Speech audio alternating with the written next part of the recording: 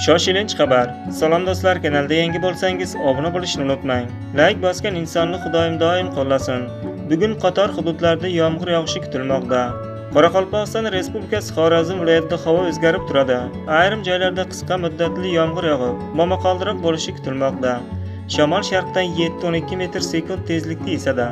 Kechasi 10-15 daraja iliq, kunduz kuni 20-25 daraja iliq bo'ladi. Buxoro va Navoiy viloyatida havo o'zgarib turadi.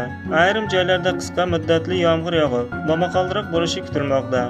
Shamol sharqdan 7-12 metr sekund tezlikda esadi. Ba'zi joylarda chang to'zon bilan 13-18 metr sekundgacha kuchayishi kutilmoqda. Kechasi 15-20 daraja iliq, kunduz kuni 25-30 daraja iliq bo'ladi.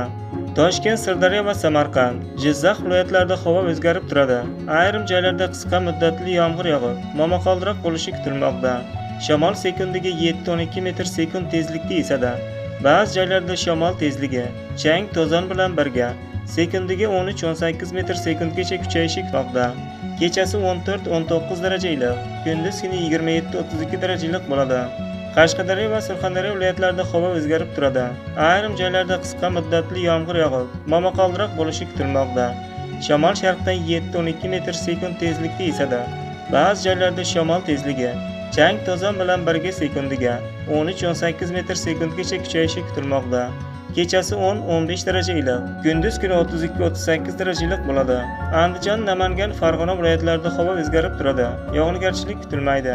Shamol sharqdan 7-12 metr sekund tezlikda esadi. Kechasi 14-19 daraja iliq, kunduz kuni 28-33 daraja iliq bo'ladi. Respublikamizning tog'oldi va tog'li hududlarida havo o'zgarib turadi. Ayrim joylarda qisqa muddatli yomg'ir yog'ib, momaqaldiroq bo'lishi kutilmoqda. Ba'zi joylarda kuchli yomg'ir yog'ishi oqibatida sel kelish xavfi ham bor. Sizlarga bugun yetkazmoqchi bo'lgan xabarlar shu edi. Salomat bo'ling.